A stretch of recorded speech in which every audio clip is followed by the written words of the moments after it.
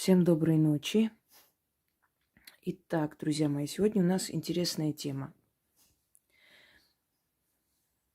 Мы часто говорим о том, э, что должна говорить ведьма, как живет ведьма, как она отличается от обычных женщин и прочее. Но мне кажется, что пришло время поговорить о том, что не должна делать и говорить, и как не должна поступать ведьма, если она настоящая ведьма. Так вот, как не делает ведьма, что не делает ведьма, и чего делать никак и никогда не будет и не позволит себе. Давайте начнем с простых правил. Первое. Настоящий практик никогда себя не скрывает. Даже если снимает, например, там себя или там алтарь, да, или чаще всего ритуал, потому что когда ты даришь людям ритуал, ты должна показать оформление алтаря. Поэтому снимать себя в этот момент, мне кажется, нелепо, правда? Время от времени она должна появляться. Вы должны знать ее в лицо, вы должны знать, как ее зовут, как зовут ее по паспорту. Показать свою личную жизнь, своих детей, мужа, там, семью и так далее. Это ее право. Она может показать, может не показывать. Здесь невозможно навязывать свое желание, потому что мы все понимаем, что чем публичнее человек становится, тем более уязвимой становятся его родные люди. И дабы избегать там лишних сплетен, лишней грязи, да вообще, чтобы лишний раз не трепали нервы близким родным людям, чем более публичный становится человек, тем меньше он показывает свою личную жизнь. Во избежание нервотрепок. Эта сторона вас не должна интересовать, это ее право. Если она считает нужным делиться с вами своей жизнью, что-либо показывать, что-либо рассказывать о себе, о своей семье, похвально. Если не считает, это ее право. И по этому аспекту вы судить человека не можете. Но вы должны знать, как зовут этого человека, какой у этого человека творческий псевдоним, какие настоящие данные по паспорту. Если вы отправляете деньги этому человеку, то отправляете, то есть отправляется ей или человеку, которого она рекомендует, например, помощнице, да, вот, и это не меняется годами. То есть вы знаете, что этот человек получает сама лично, либо отправляется через помощников, потому что бывают моменты, когда человеку некогда на самом деле, и эти деньги приходят, точно так же, как она, так и ее помощники, скажем так, точно так же официально зарегистрированы. То есть вот так давайте скажем. Если вы покупаете у этого человека что-либо, книгу, например, да, сейчас мы дойдем до того, что еще могут продавать ведьмы или нет, предположим, книги, то вы знаете, что эти книги зарегистрированы, что эти книги в налоговой, что эти люди платят в налоговую. То есть чем больше вы знаете об этих людях, чем больше законности в их работе, в их деятельности, тем больше шансов на то, что это настоящие люди, что они честно ведут свою работу, и вы не отправите в никуда какую-то энную сумму. Далее. Говорит ли человек свой адрес? Желательно, чтобы да. То есть, так в открытом доступе, конечно, на весь мир писать это глупо, потому что у нас в мире всяких странных людей полно. И не потому, что она боится, а потому что приходят, просят о помощи, там возле дверей. Как-то это все неприятно. К ней должны приходить только по назначению. Но свой адрес, то есть примерно вы знаете, где живет этот человек. Вот вы отправляете дары, вы знаете, куда отправляете, кому отправляете. Это показывается. Вот как можно больше должно быть прозрачности, понимаете, открытости, что этот человек реально существует, что с этим человеком встречались, виделись, видятся, знают, где она живет, знают, кто она есть, знают ее профессию, знают, что она ведет законную деятельность, знают, что... То есть, понимаете как, когда человек зарегистрировал все, когда человек платит налоги со своих доходов, когда человек знает, где, то есть знает, что ее адрес известен всем и так далее, такой человек всегда внушает доверие, потому что такой человек не снимется с места, не сбежит никуда, не скроется. Вы знаете, что такой человек относится ответственно к своей работе, и нету никакого шанса там или даже мыслях какого-то подозрения, что этот человек может как-то не так себя повести, потому что вот вспомните, в древние времена в селениях жили ведьмы. Если бы эти ведьмы не приносили пользу тому населению, которое там жили там рядом селения, ну, приходили отовсюду, издалека тоже, но в основном-то рядом люди. И человек жила там. Она жила, у нее была семья, дети, дом, огород и так далее. Это ее основное место жительства. Она бы никогда не рисковала, будучи, ну, скажем так, никем, да, не зная магию, она бы никогда не рисковала лезть в магию. Потому что, особенно в те времена, когда каждый кусок хлеба просто считалось в семье, не было лишнего ничего. Люди носили свои вещи по многу лет. Это не как сейчас. Мы каждое лето покупаем вещи, потом выкидываем их, потому что они уже старые и так далее. Тогда такого не было. Тогда вещи шили там чуть ли не и перешивали, и донашивали и дети, и младшие, и сноха донашивала за свекровью и так далее. Лишнего у людей не было ничего. Если бы они не были уверены, что эта ведьма настоящая и на самом деле помогает, ей бы жизни не было в этом селе. Ей бы лишние вот от себя бы не оторвали, не принесли бы, не благодарили ее. Поэтому, естественно, люди были уверены, что она настоящая, потому что она настоящий человек. У нее есть имя, у нее есть семья, у нее есть дом, у нее есть адрес, да, фактический адрес проживания. Ее знают, ее видят, и она никогда не сорвется с места, не убежит куда-нибудь. И они знали, к кому идут. Если раньше шли к ведьмам, сейчас просто такой век, что не обязательно идти. Раньше ехали, тоже не возили тех людей, которых хотели отчитывать. Возили от них рубашки, даже по имени отчитывали, через мать отчитывали ребенка, понимаете? Смотря насколько ведьма была сильна.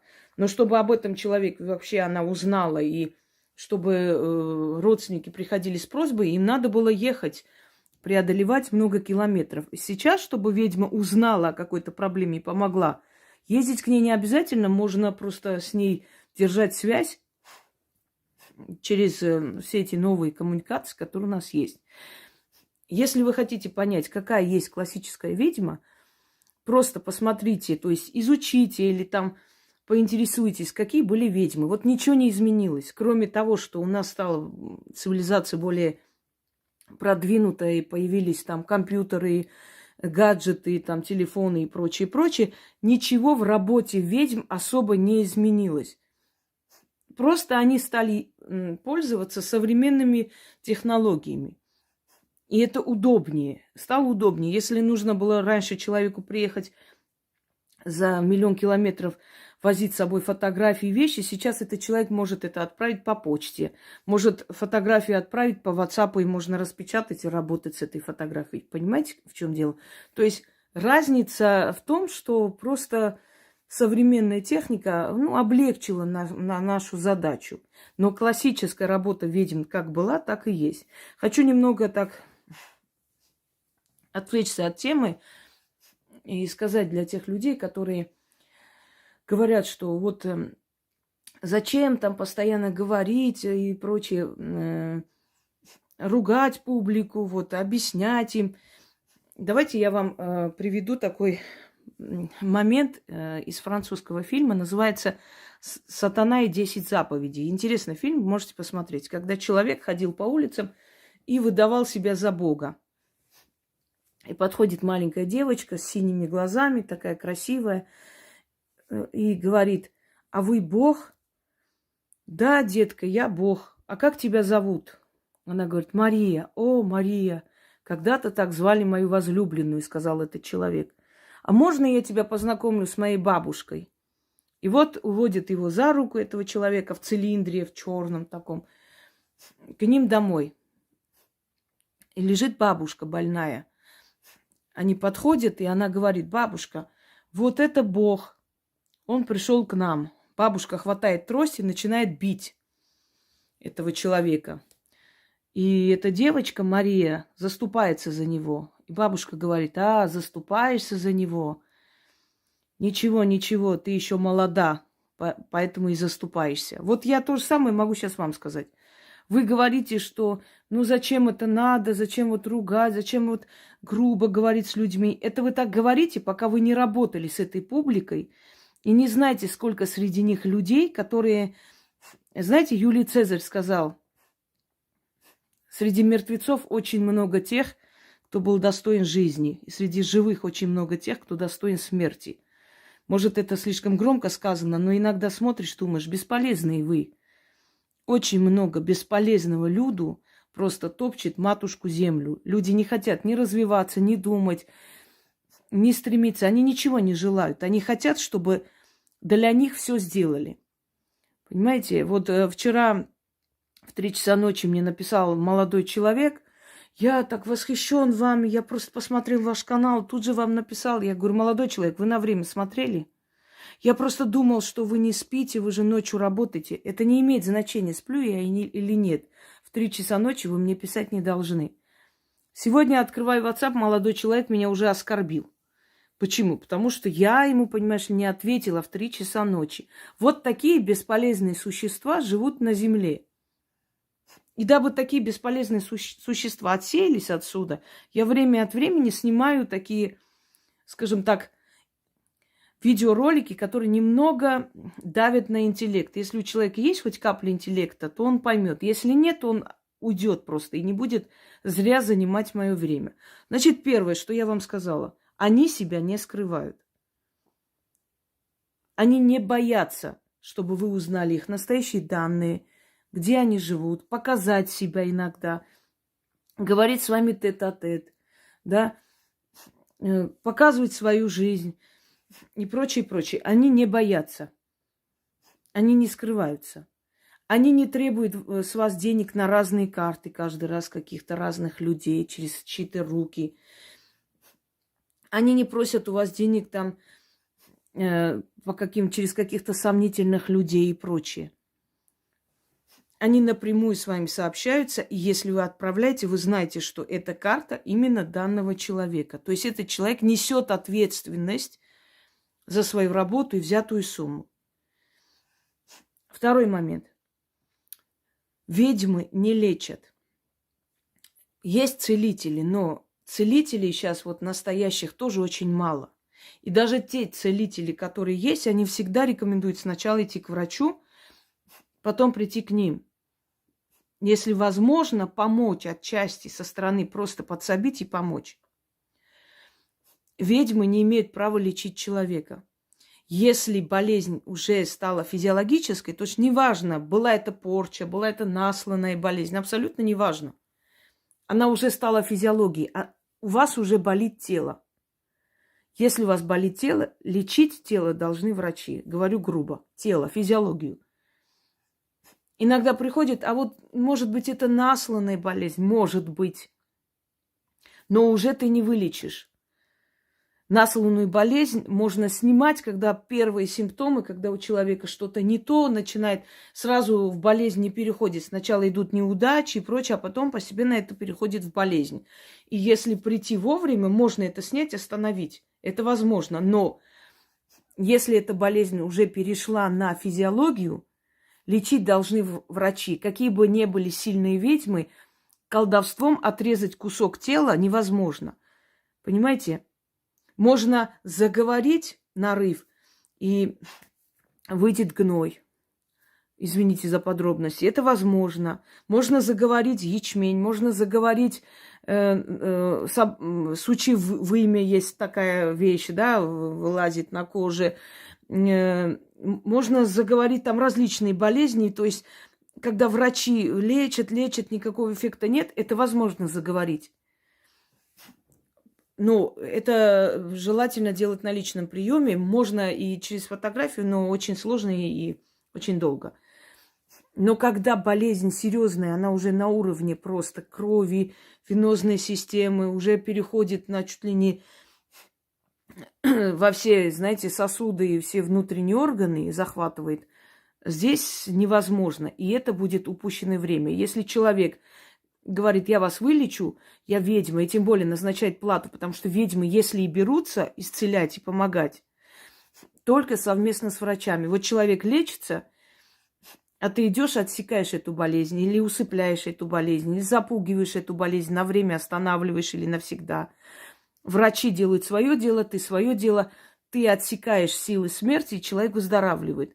Вот, в этом случае возможно помочь. Если человеку вы помогли, если человек захочет, пожелает, он может отблагодарить, если у него есть возможность. Если кто-либо, назвав себя ведьмой, назначил вам плату за лечение, это аферист. И более никто. Плату с больных не берут. Во-первых, считается, что они своей болью и так платят. И, во-вторых, считается, что человек в таком положении не может платить. Ему нужно и за лечение платить, за лекарства и прочее. Потом, когда человек вылечится, придет в себя и захочет отблагодарить, это его личное желание и право. Третий момент. Ни одна ведьма не позволит вам взять кредит и оплатить ее работу. Ни одна. Кредит не ваши деньги. Деньги, взятые в долг, не ваши деньги. Энергообмена не будет. Человек, когда взял в кредит, он только думает о том, как бы отдать, что делать. Его вся вся голова, знаете, весь мозг занят тем, как отдать это все, как этот долг вернуть, что делать. Нельзя, энергообмена нет, он не свои отдал. Вопрос, а если у меня не появятся деньги, что делать? Такого быть не может. Если вам дано спастись, со временем вам дадут эту возможность. И не просто так даны эти ритуалы, которые помогают вам финансово встать на ноги, потом идти окончательно убрать то, что у вас есть. Ни одна ведьма вам не скажет, бери кредит, мне оплачивай. Никогда. Плата. Плата должна быть умеренной, адекватной. Это откуп, чтобы человек не платил сам своим здоровьем. Да?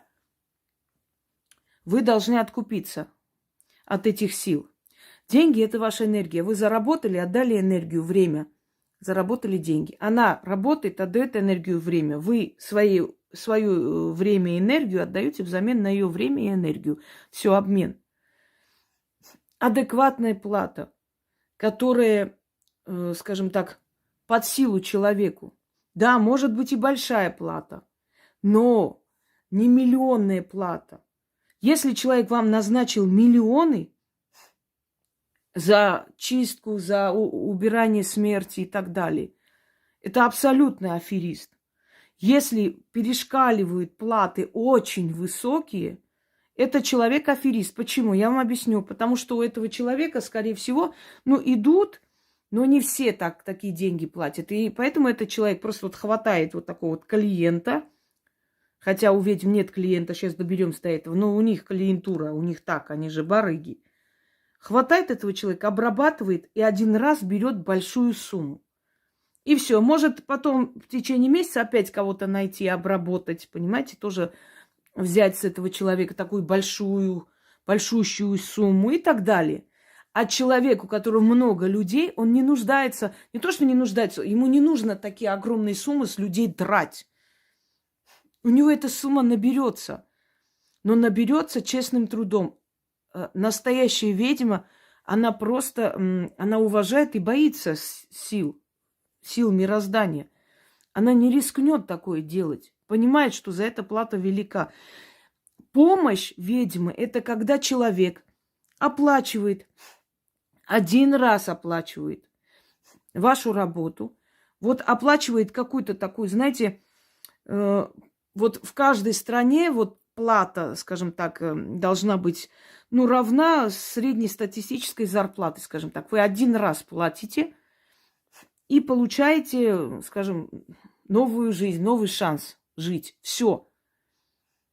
Вы не должны так оплачивать, чтобы вам пришлось влезть в кредиты, продавать дачи, машины, квартиры, чтобы отдавать. Я помню случай, когда женщина ко мне приехала с мужем. Они какой-то магуйке, там супер-пупер магуйке заплатили 3 миллиона с чем-то. Она якобы какой-то обряд проводила. Сказала, что она черной кошкой зашла в их дом. Я не знаю, как можно в эту бредятину верить, но люди верят. Мало того, она сказала, что опять ей кто-то что-то сделал. И теперь надо 1 800 000 заплатить. Так они приехали ко мне и спрашивают, что нам делать? Может, нам машину продать? Я говорю, у вас вообще нормально с головой? Человек ничего вам не сделал, ничем не помогла, вы дальше хотите ей оплачивать.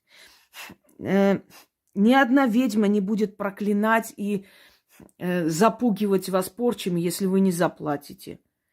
Никогда она не будет там ходить, вам звонить, вам писать письма такие пугающие. Вот увидите, что с вами случится и что с вами... Ни одна. Потому что, понимаете, для ведьмы это не бизнес, это работа, это ее работа. Ну, вы пришли, обещали платить, не оплатили. Хорошо, боги с вами. Вы все равно опять придете, и я вам просто не помогу. Вот и все, за ваше неуважение. Не более того. Но чтобы ходить и говорить, да у нее, она и не запомнит столько народу, она и не будет вести там счет, кто оплатил, кто нет. К ней много людей приходит. То есть она надеется на людскую совесть. Хочешь, делаешь, делаешь, нет. Приведут опять ко мне, я просто тебе больше не помогу. Вот и все. Слишком завышенная плата говорит о том, что перед вами аферист. Не берут ведьмы такую огроменную плату. Не вгоняют ведьмы людей в долги. После работы ведьмы вы не должны идти с протянутой рукой уже собирать милостыню, чтобы выйти из этих долгов. А в чем тогда помощь состоит? Обчистить человека, полностью выжить человека. Ну, зачем тогда помощь нужна? То есть вы считаете, что за помощь ведьмы надо продать все, что у тебя есть, все украшения, дома, квартиры, машины, дачи, и отдать ей деньги, чтобы она тебе помогла. В чем? Помогла остаться на улице? Следующий момент. Противоположно. Слишком низкие цены. Потому что есть работы, которые относятся к темным дебрям магии. И не только. Вообще снятие смерти и прочее, прочее. Если вам говорят 500 рублей, 2000 рублей за приворот, 1500 рублей за приворот и так далее. Это тоже аферисты. Они просто таким образом собирают определенных людей. Вот 10 человек по 1000 рублей заплатят, 10 000 человеку, который сидит на зоне и оттуда просто поставил фотографию какой-то гадалки и там назначает за приворот платы. Да? Для этого человека вот 10 000 рублей нормальная плата за месяц. Там он себе все, что нужно, купит, на его личный счет поступит и все. Откуда они знают? Ну, поступила от родных, близких, там же не проверяют. И такое есть. Поэтому чрезмерно заниженная плата тоже говорит о том, что перед вами не настоящий практик. Следующий момент. Замануха. Бесплатно. Бесплатный ритуал, без греха. Никогда не ведитесь на это. Никто бесплатно делать не должен и не обязан. Что делают бесплатно работающие ведьмы? Они вам говорят, что все бесплатно, но нам нужно заплатить каким-то монахиням, они поедут в какие-то 40 храмов, поставят свечи, закажут какой-то там за здравие. Вообще, ну, абсурдно, все, что им в голову приходит. И поэтому это вообще-то бесплатно, я деньги не беру. Но 40 000 мне нужно, чтобы вот ходили, все сделали. Отдают люди. Наивные люди. Вы знаете, сколько возьмут? Миллионы. Я-то говорю, 40 000 всего лишь. 40 000 отдали. Дальше следующие действия. С Иерусалима будут свечи приходить. Ваш человеческий рост. Их нужно купить штук 20 или 30, или столько, сколько вам лет. И каждая свеча стоит по 10 000. Поэтому вы, значит, насчитали, где-то у вас выходит чуть ли не 200 000 чем-то. А так все бесплатно. Человек идет, отдает, надеясь, что из Иерусалима какие-то свечи должны приехать. И вот так бесплатно вас доют и доют и так далее. Бесплатно ничего нет. Человек честно говорит плату за свой труд. Хотите, соглашайтесь, хотите, нет. Следующий момент. Приворот без греха. Это все равно так, как сказать, святой киллер. Любой приворот, он нацелен на уничтожение человеческой судьбы. Любой. Вы получаете тело без мозгов. Вот вы хотите Васю, вот вы его получите. Но Вася будет совсем другой. Женщина, когда делает приворот на мужчину, он начинает, то есть она привязывает его к своей энергии. Он без нее жить не может. Он начинает безумно ее ревновать, бить. издеваться, он теряет способность зарабатывать деньги, он начинает пить, еще что-нибудь делать. Он становится абсолютно бесполезен. Это первый. Второй момент. Женщина делает приворот, и вся эта любовь, которую она к нему испытывала, уходит к нему в таком, знаете, такое безумие, безумная страсть. А она его разлюбила. С нее улетучивается это наказание за приворот. Она больше его не любит, но он ее не оставит. Вот и получается, с топором бегают, бьют друг друга, и убивают, режут, но вместе. Второй момент. Дети могут рождаться больными или умирать, или вообще не рождаться. Это тоже есть. Искусственно соединенные пары, вопреки природе и мирозданию, не могут быть счастливы. Поэтому те магуйки, которые делают акцент на приворот, если вы зашли на канал, и все ритуалы, приворот, присушка, причем через бесов, через демонов, через хулу, не знаю, еще чего-нибудь и так далее, это все замануха. Потому что ни одна уважающая себя ведьма не делает акцент на приворот. Если она просто показывает, как вообще происходит приворот, или говорит, вот зазыв, хотите, сделайте зазыв, пусть придет, вы сами поймете, любит этот человек вас или нет. Такое возможно. А привороты показывают просто для практиков, показать, как это делают, если они хотят это сделать. Все. Зрелый практик уже не делает привороты. Привороты практики делают в молодости. Я тоже делала, у меня замечательно получалось. Я потом поняла, что эти люди несчастливы. Да, они вместе. До сих пор вместе. Но сказать, что особого счастья... Друзья мои, я могу соединить людей насильно, но я не могу насильно заставить упыря стать хорошим человеком. Я не могу, знаете, человека злого в душе, он таким родился, это его сущность. Я не могу из него делать хорошего. Соединить, пожалуйста, друг с другом, связать опять, вернуть друг другу. Это возможно, но менять людей ты не можешь. А почему люди расстались? Потому что они разные люди, да, что-то у них не то. Ты их насильно объединяешь обратно. Но они же не поменялись, они какие есть, такие есть. Но теперь разница в том, что сейчас у них нет шансов уходить и разводиться. Вот в чем дело. Поэтому зрелые мастера привороты не делают, им это не интересно, они не хотят. Они говорят, что если мироздание так решило, что вы должны расстаться, судьба умнее вас. Вы должны освободиться от старых связей, чтобы у вас была новая связь. Будете все время оглядываться туда, у вас ничего в жизни нового не будет. Поэтому оставьте это. Да, многие обижаются, не хотят. Вот я хочу приворот. Хочешь, иди куда хочешь. Большинство тех, кто предлагает приворот, прям постоянно приворот, вот акцент на приворот делают, в основном абсолютные пустышки.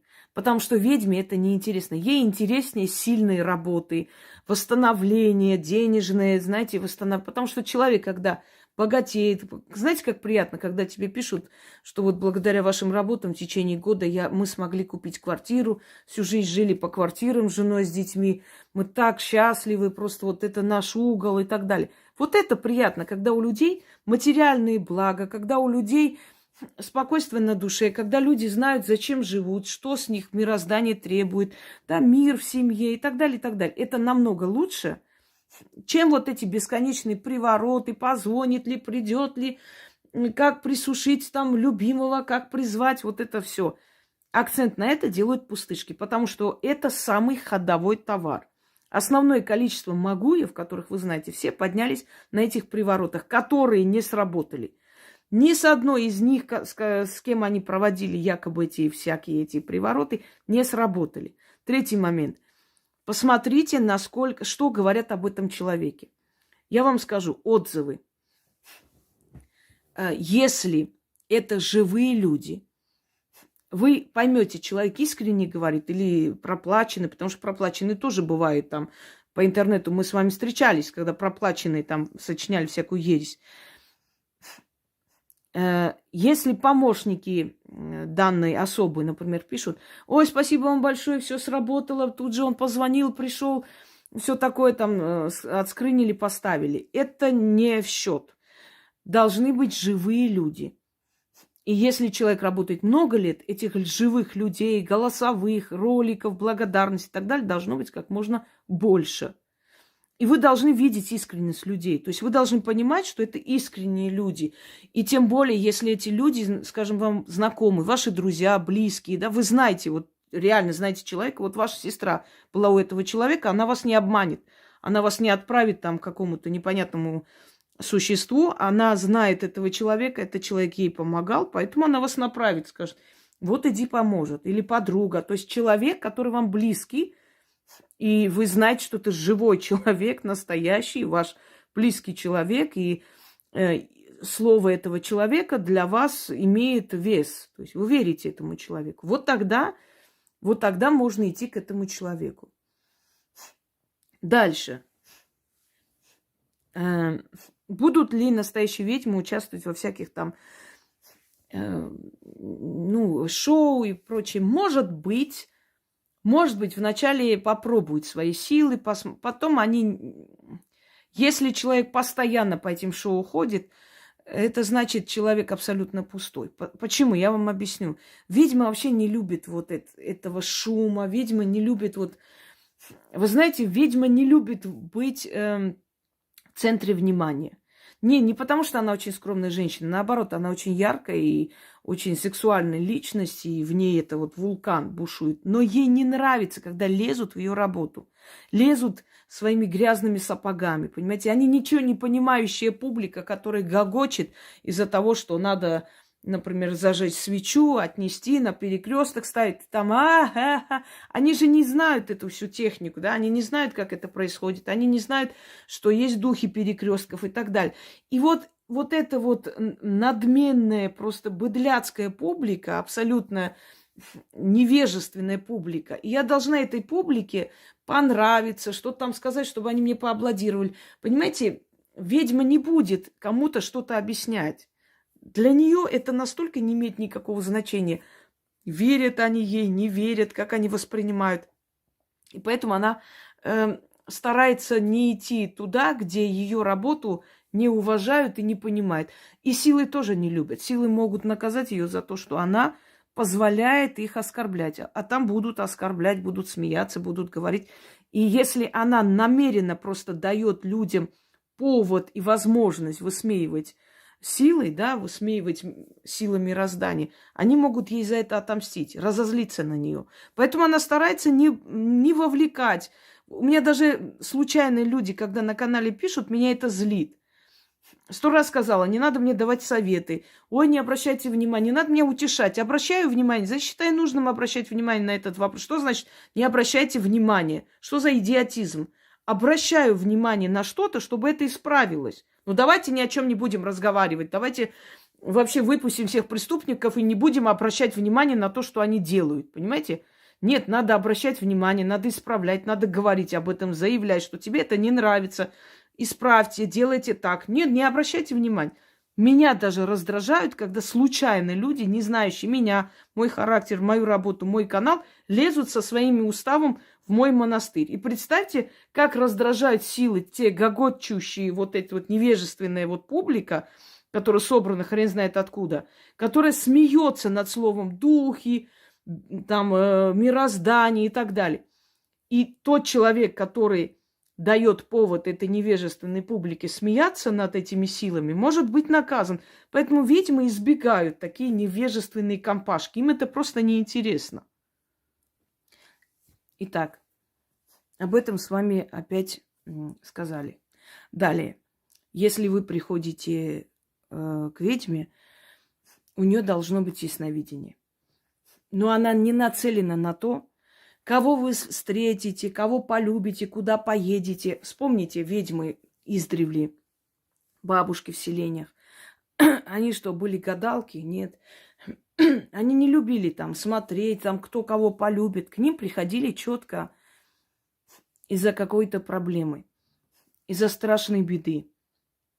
Они видели, кто это сделал, почему это, или сделал, или таким родился человек, по какой причине у него жизнь не получается. Снимали это, и у человека начиналась новая жизнь.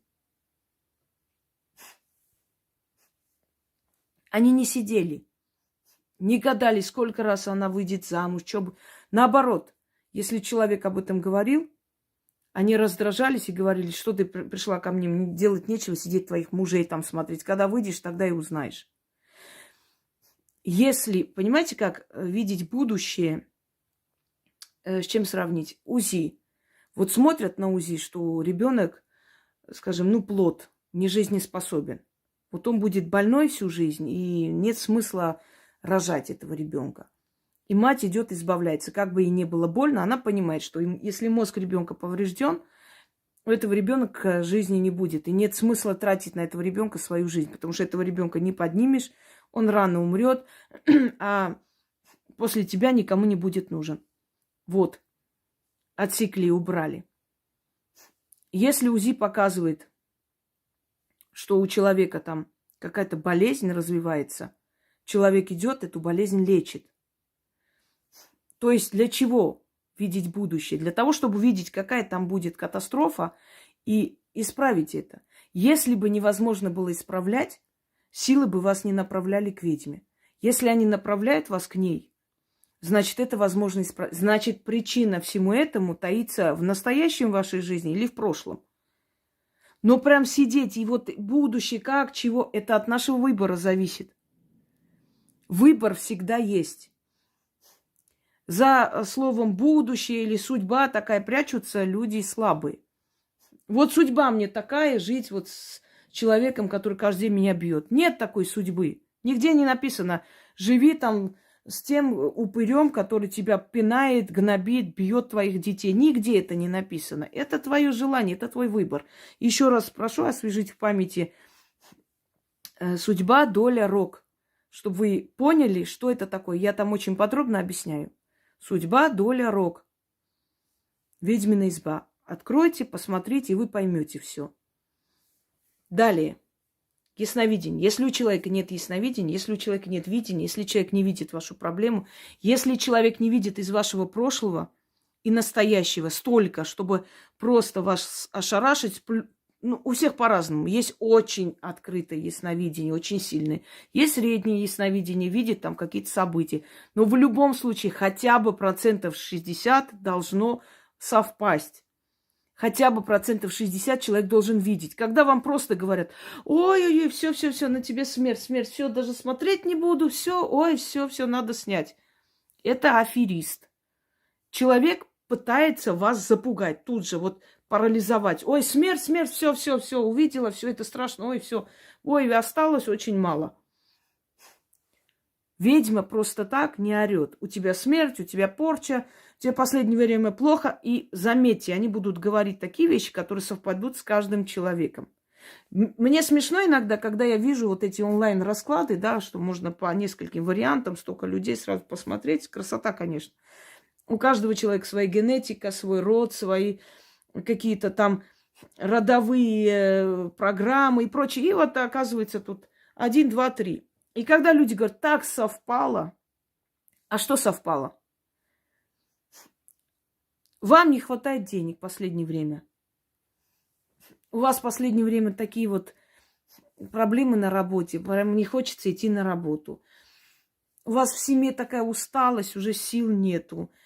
У вас нет желания ничего делать, вы не хотите никуда выходить.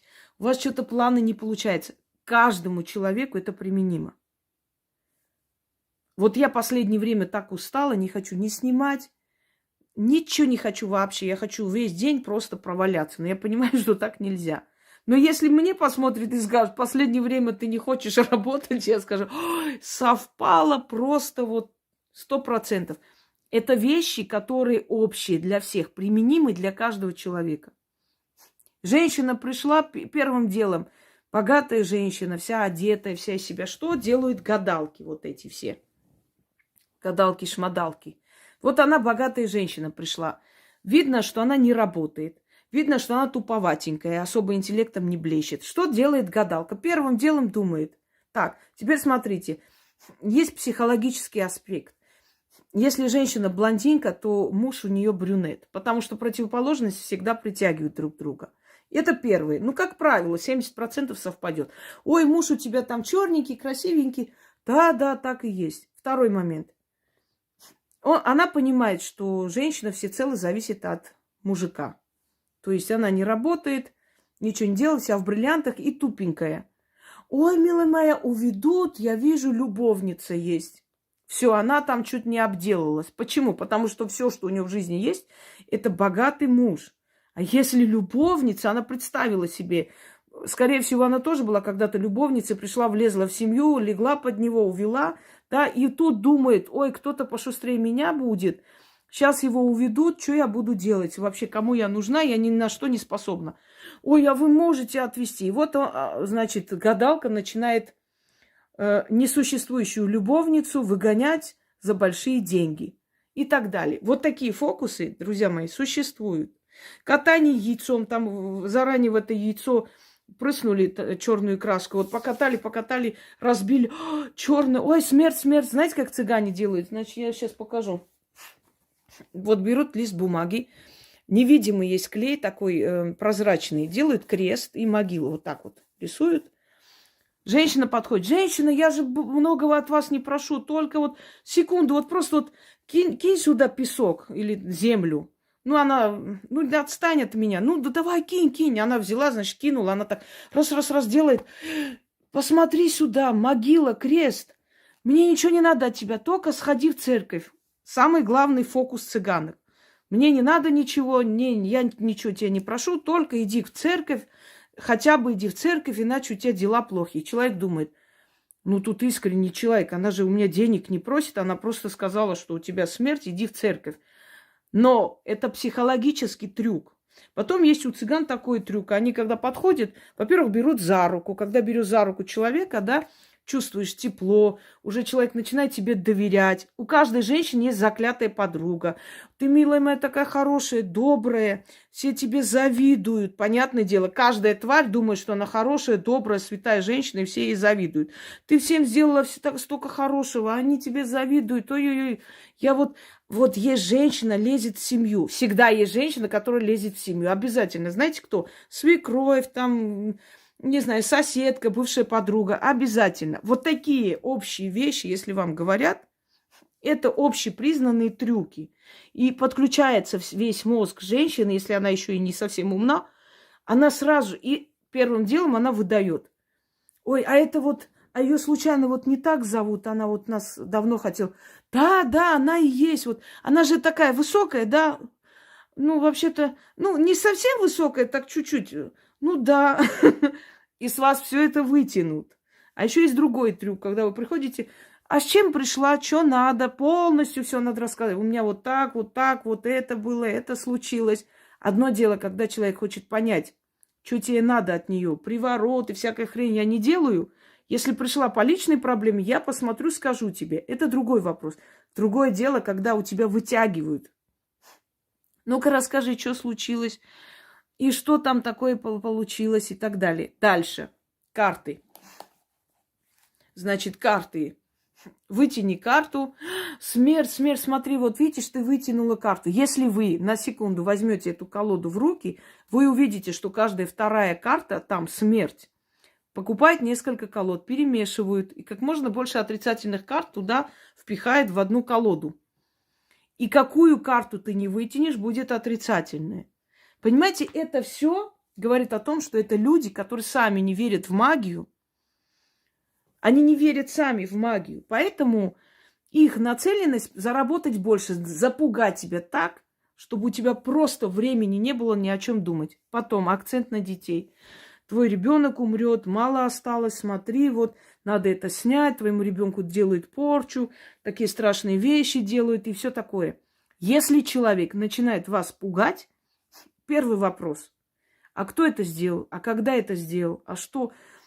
Почему сделал? Побольше подробностей. Если не будет говорить, значит, это мошенник. Если у человека нет ясновидения такого, чтобы говорить именно лично вашу жизнь, рассказывать, не просто общие фразы, значит, этот человек не имеет связи с духами. Не имеет связи с духами, духи не подсказывают на подсознательном уровне, как помочь человеку. Не помогают ему. Значит, человек не способен ни снимать, ни что-либо наводить. Человек ноль. Просто бизнесмен или хороший психолог. Иногда даже не совсем хороший психолог. Иногда идут к таким тупым бабам и верят им, что просто диву даешься. Ну вот умеет толкать товар человек там хорошо. Понимаете? Дальше. Ведьмы не заговаривают от наркомании, от алкоголизма. Невозможно это делать. Это можно делать только в том случае, когда человек сам пришел, на него можно воздействовать. Если он не пришел, можно остановить на время, он опять начнет. На такой, знаете, ум в тумане воздействовать очень непросто. Чтобы это сделать, это надо бросить все дела, целыми месяцами только этим человеком заниматься. Кто оплатит ее труд за все эти месяцы? Никто. Вы садитесь в такси, вы оплачиваете за всех 3 пассажиров, которые должны ехать, и вы едете. Это всегда так. Если 3 пассажира сядете, получается, что плата делится на вас 3, да?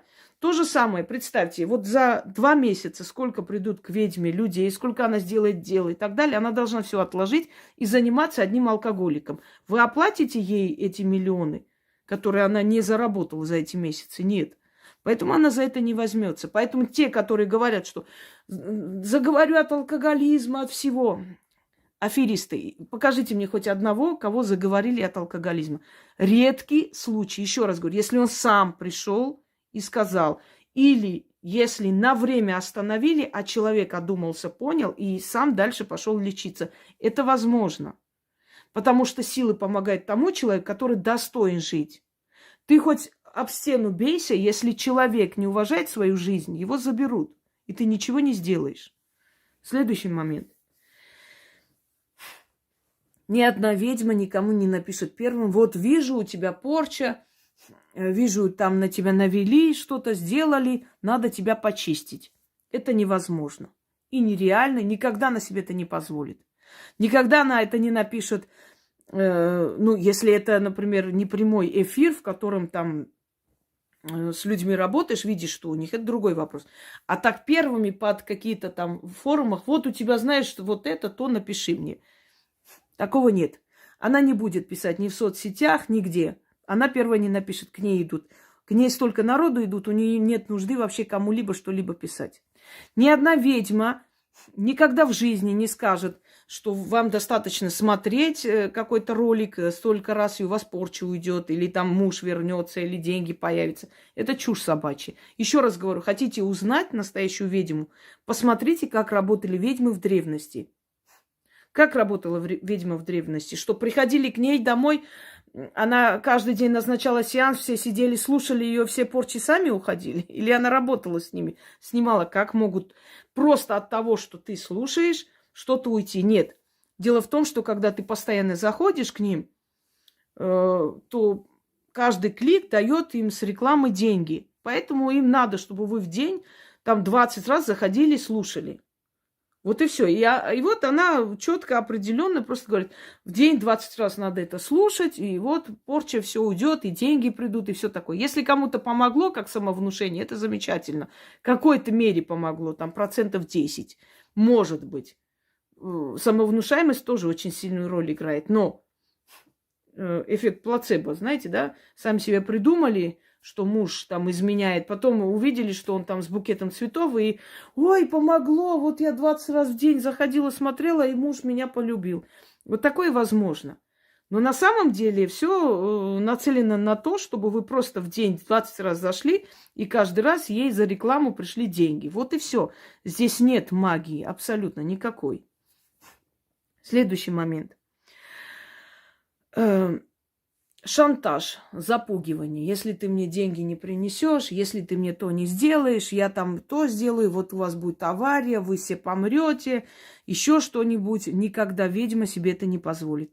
Она знает, что если она честно работала, честно помогла человеку, и человек не отблагодарил, то есть он должен был быть отблагодарить, откупиться, чтобы с нее, да, это все ушло. Она знает, честно знает, что этого человека накажут. У меня таких случаев много было. Я никогда не писала, не спрашивала, не требовала. Да никогда в жизни. Через некоторое время их возвращают обратно ко мне. Я помню один случай, когда я помогла женщине с ее спиной.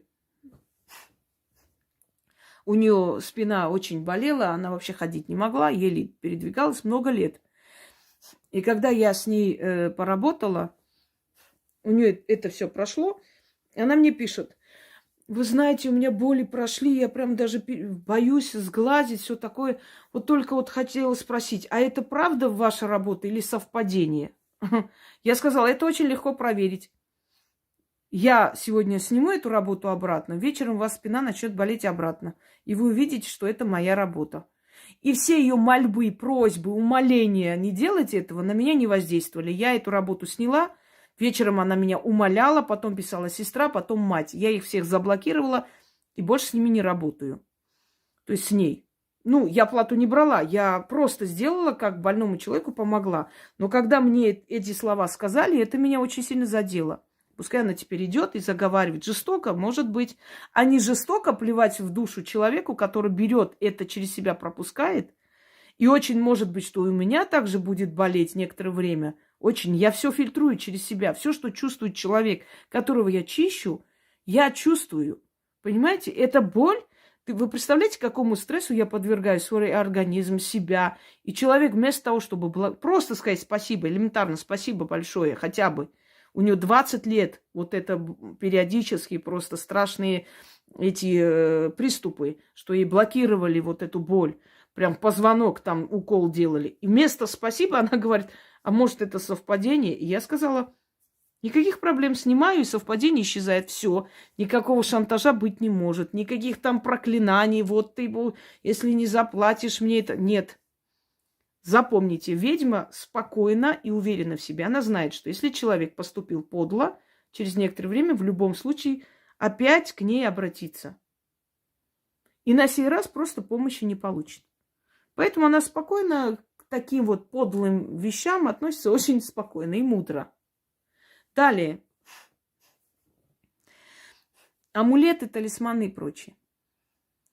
Друзья мои, невозможно массовую вот такой вот отправка амулетов, талисманов и прочее, прочее.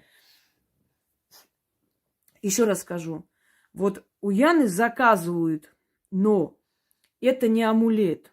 Это не заговоренный амулет. Это просто работа на коже. Еще раз объясняю для очень больных на голову существ, которые пытаются это выдать за амулеты. Нет. Есть у меня работы, в которых требуется красиво, значит, нанести, правильно нанести на кожу, на дерево и так далее определенные знаки. И каждый раз, когда ты хочешь усилить, то есть это все активизировать, начитывать это из случая к случаю. И поскольку Яна мастер таких работ, естественно, у нее заказывают, потому что у нее аккуратно, красиво получается и надолго. Вот точно так же, как, например, оберег моей прабабушки люди взяли и начеканили на серебре, на золоте. Кто-то сделал на браслете, носит. Понимаете? То есть они обратились к мастеру, мастер начеканил это все, они заговаривают каждый раз, начитывают и просто носят с собой.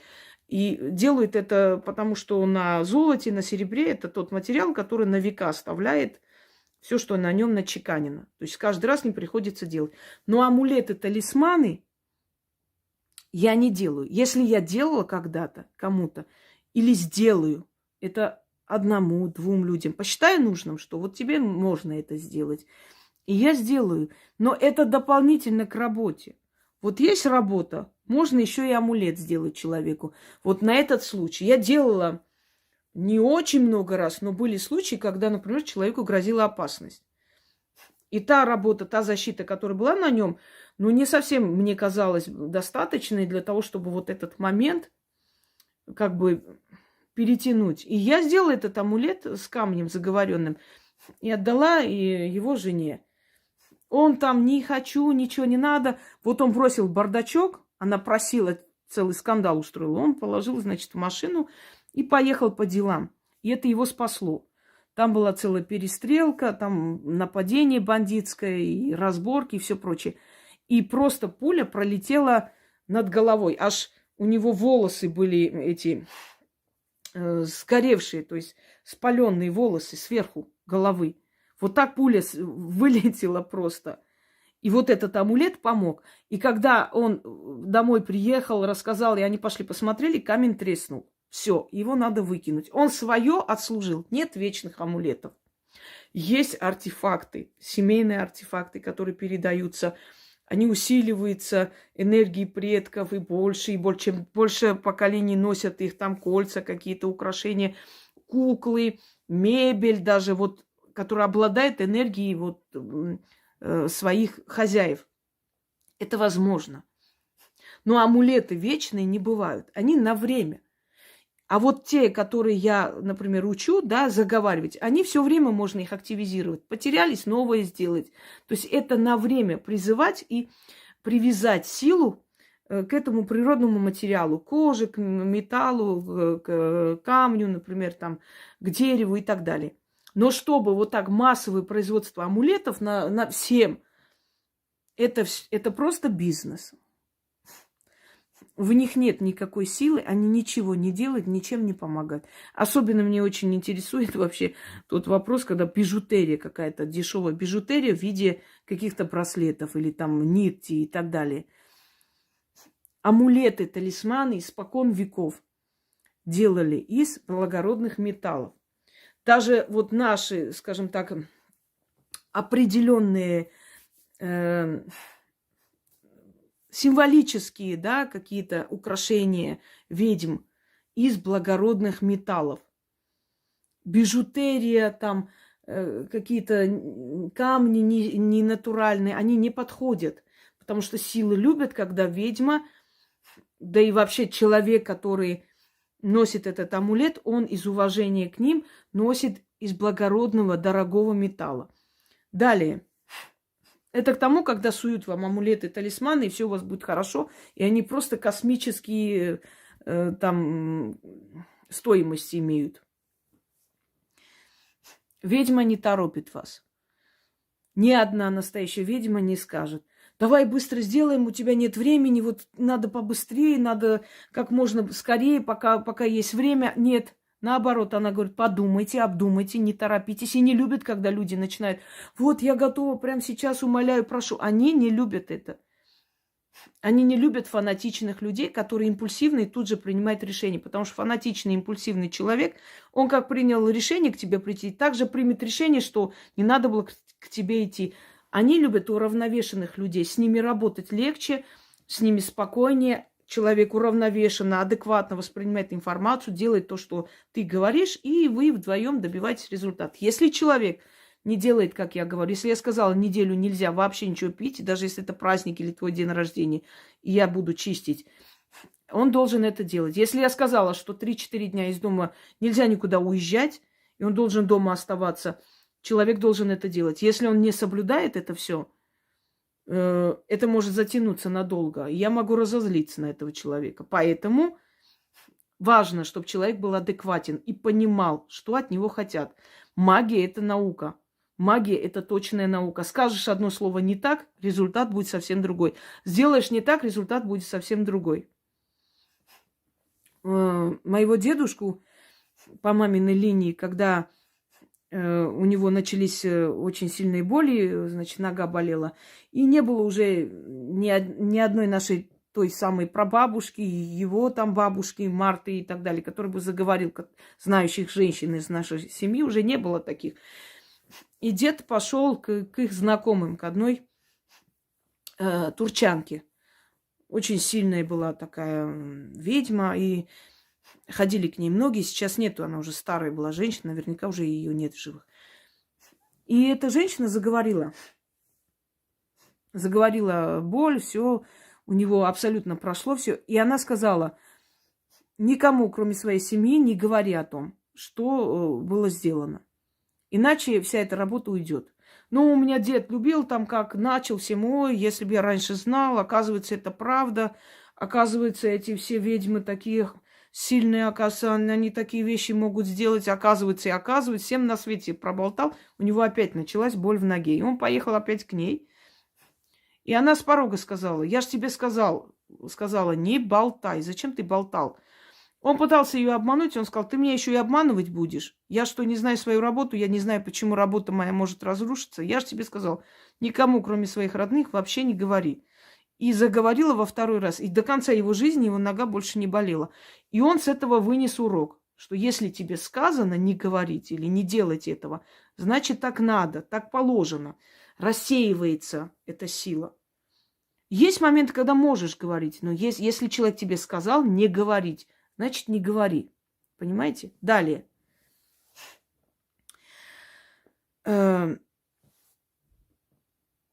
Ни одна настоящая ведьма Если она реально ведьма, верит в эти силы, живет магией, если это передано ей, если она прошла все эти испытания, она знает, она мастер уже своего дела, никогда в жизни она не будет устраивать какие-то аукционы, какие-то акции, конкурсы. Я вот когда вижу у некоторых товарищей эти конкурсы, знаете, вот объявляем конкурс, угадайте что, конкурс среди клиентов. Клиентов нет у ведьмы. Слово клиент обязывает, слово услуга обязывает. Услуга от слова услужение.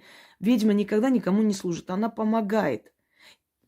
Получается, что клиент всегда прав, а клиент не прав в этом случае. Он не может быть прав, потому что человек, пришедший к ведьме, не знает весь процесс, поэтому он не может диктовать условия, что я хочу вот так, я хочу, чтобы ночью был этот обряд проходил, я не хочу этот ритуал делать, я хочу воду просто из-под крана набрать, а не с реки. Он не может быть прав, поэтому, следовательно, он не клиент. Он человек, который пришел к ведьме. Ладно, назовите пациент. Клиентов нет. Услуг нет. Есть помощь ведьмы. Услуг не существует. Если кто-то вначале так называл, став зрелым мастером, перестанет это говорить.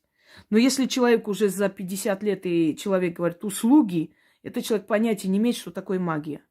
Ведьма никогда не делит на черные и белые. Ведьма никогда не скажет, надо хулить какие-то силы, чтобы черные силы тебе помогли. Потому что человек, который служит силам, уважает все силы, знает все силы, использует в своей работе все силы, если хочет использовать. Или одно направление выбирает. Но он никогда в жизни не скажет, хулить надо какую-то силу, надо иконы разбивать, бесов тешить, чтобы бесы тебе помогли. Чушь собачья. Зачем бесам нужны эти иконы, картинки какие-то сжигать? Бесы от этого порадуются и тебе помогут. Зачем им это нужно? Им нужна энергия. А какая энергия от того, что там икону разбить и так далее? В конце концов, это некрасиво. Эта религия уже 2000 лет царит.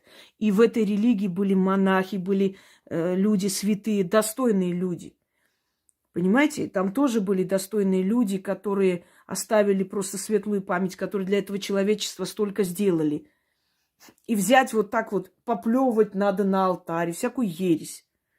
Представляете, насколько это дешево выглядит, насколько это глупо и примитивно, что мне надо идти поплевывать на алтарь, или надо портить попа, чтобы темная сила тебе помогла. Темной силе такая ерунда не нужна. И поп тоже человек, он тоже мужчина, отец, у него семья. И зачем его портить?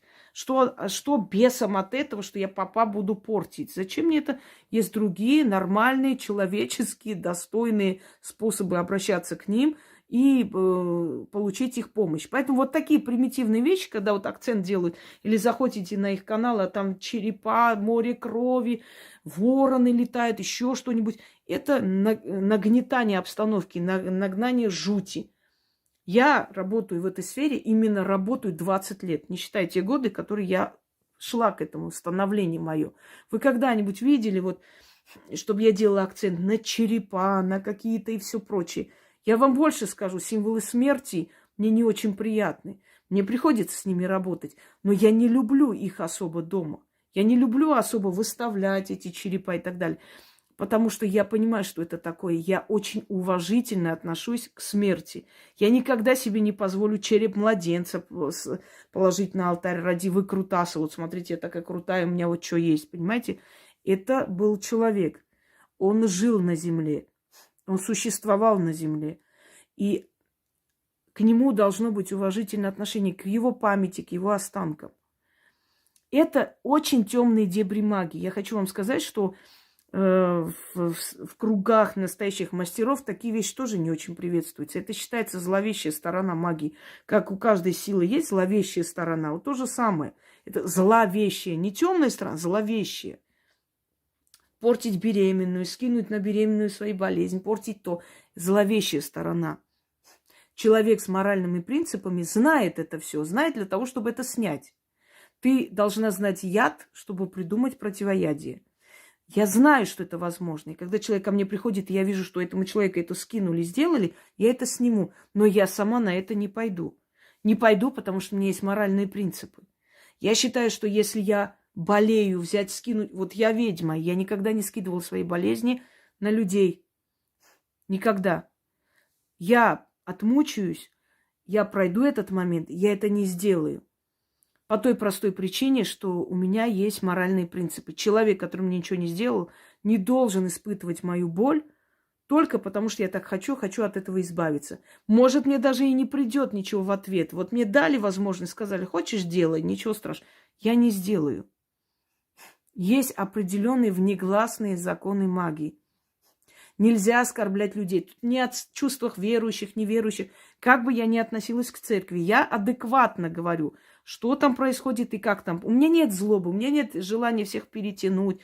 В конце концов, 2000 лет эта религия была. В конце концов, церковные отцы, среди них были и хорошие люди. И вокруг них нация всегда собиралась. И когда не было у стран, у народов государственности, народ, нация собиралась вокруг церковных деятелей. Не зря называли Матерь Церковь. Да?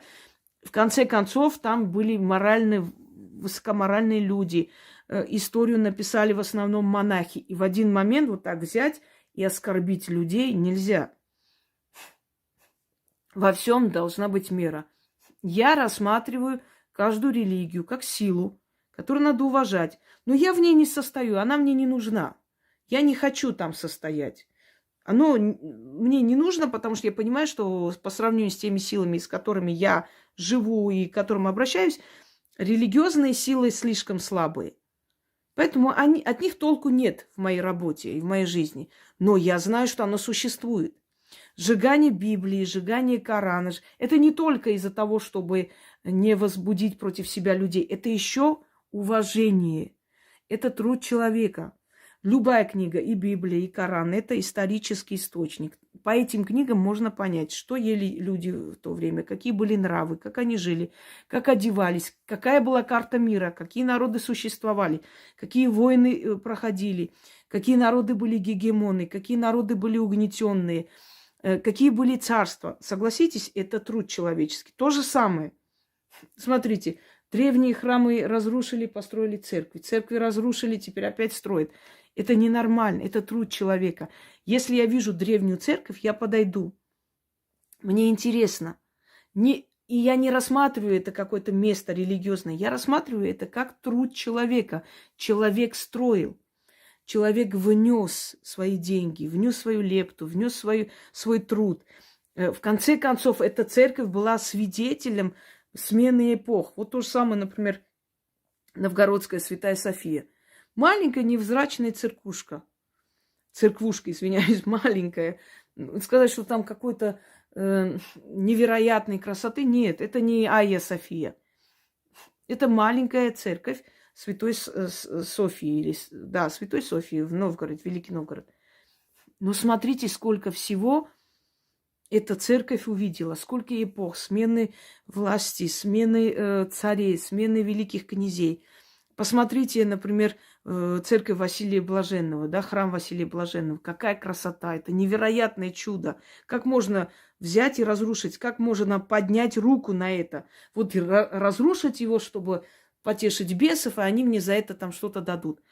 Это невежественно, это рассчитано на публику с незрелыми мозгами. Для меня это история.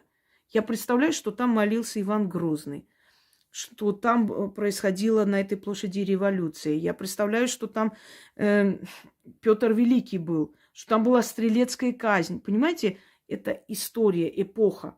Нельзя разрушать, уничтожать. Потом, если ты что-то отрицаешь, взамен надо что-то давать. Невозможно говорить, церковь такая сякая, все. А что делать? Человеку нужен Бог. Человеку нужна сила, которая поможет. Человек не может в одиночестве существовать во Вселенной.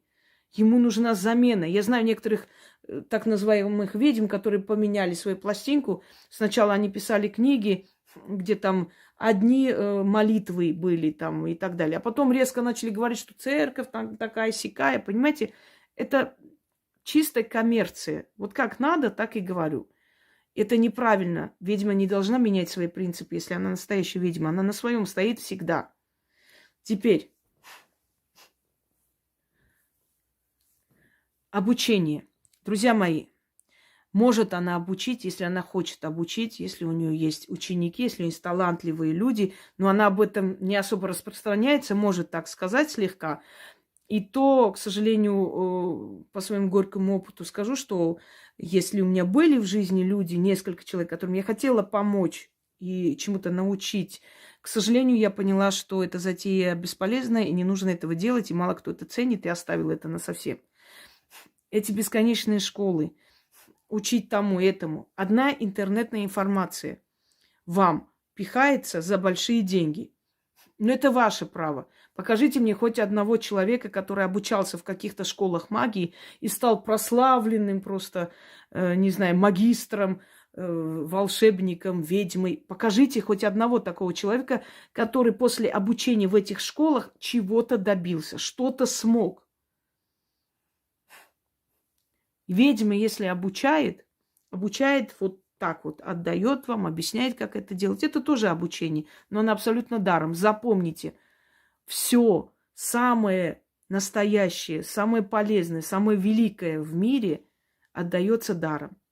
Тренинги, бесконечная школа жизни, как правильно жить, как все сделать, как Жванецкий заметил, да, все газеты и передачи учат нас, как вести себя в постели, как будто мы оттуда не вылазим. То же самое, как жить, как преодолевать трудности. Друзья мои, самая лучшая школа – это сама жизнь. Когда ты каждый день преодолеваешь трудности, когда ты учишься справиться с предательством, с болью, с разводом, с разлукой, со смертью близких людей, с потерями там денежными и так далее. Школа лучше, чем жизнь, не существует. Нет такой... В школе закрытой, сидя за партами, вас учат, как надо правильно жить. Итак, продолжаем. Ведьмы не обучают всех подряд и не открывают никакие школы. Это делают коммерсанты. Потому что это самый легкий вариант заработать большие деньги. Сначала внушить им, что все могут колдовать, и всем это дано. Потом пихать им всякие амулеты, талисманы и какие-то тайные книги, которые должны быть у всех учеников обязательно. Потом приглашать их на какие-то мероприятия, где они обязательно должны платить. И так далее, и так далее. И вот так их доить до того момента, пока они не очнутся. Продавать им свои колоды обязательно, которые должны у них быть, если они хотят быть учениками. Продавать им свои книги теней, которые должны быть, если они хотят быть учениками. И так далее. Там клеймать, как некоторые делают татуировку на шее, да, как скотину ставят клеймо, вот это мое, мои бараны и прочее. Это все делается для того, чтобы внушить всем, что ваша жизнь не такая серая, что вы можете колдовать и так далее. И туда идут всякие неустроенные в жизни бабы. Если так посмотрите, абсолютно невзрачные, абсолютно дурнушки, мало красивых женщин, потому что в основном обиженные на мужчин, на окружающих, нереализованные дамы идут туда, вот сейчас нас научат, и мы откроем все салоны, и мы вот жару дадим, мы миллионы заработаем на человеческой жадности. Вы будете зарабатывать бабки, мужики будут штабелями лежать и так далее. В основном идут, обучаются, то есть пытаются стать обученными ведьмами, женщины, которые хотят отомстить всему миру. Они всегда идут с корыстной целью. Либо отомстить, научиться, как это надо делать, либо приворожить мужика, либо заработать денег. У них нет никакой цели кому-либо помочь и так далее. Они для этого идут. И очень надеются, что, может быть, действительно там что-то есть. Даже если в глубине души понимают, что они бездари, и с них ничего хорошего, путного не получится, все равно думают, ну, авось повезет, а вдруг у нее там какая-то, знаете, будем учить по ускоренной методике. И если вы заметили, все, кто вот эти товарищи, каждый из них амулеты, талисманы, волшебная косметика, волшебные какие-то там свечи, обучение, карты распечатаны на принтере, свои ученики, своя методика обучения и прочее, прочее. То есть теперь еще раз вас верну в древность и скажу, вспомните ведьму древности.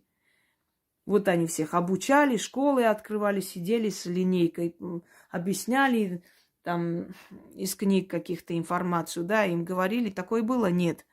Вот как тогда этого не было, и это не считалось серьезным, так и сейчас. Дальше. Не будет ведьма браться за любую работу. Вот я хочу наказать там того человека, хочу вернуть долг, хочу приворожить, хочу порчу на смерть навести, хочу чиститься. Да никаких проблем, за все берусь. Давайте только успевай платить, как там говорят. Не будет ведьма это делать. Без разбору. И наводить порчи просто так она не будет, пока не будет очень-очень веские причины. Ну, например, приходит женщина и говорит: мою дочь изнасиловали, убили, я знаю, кто это сделал. Но правосудие на их стороне. Они богатые люди, у них есть связи, у них есть сила, я ничего с этим не сделаю. И ты смотришь, это реально так и есть. Ты видишь мучение этого человека. Ты берешь и делаешь. Я делала такое. У нас целая семья попала под поезд.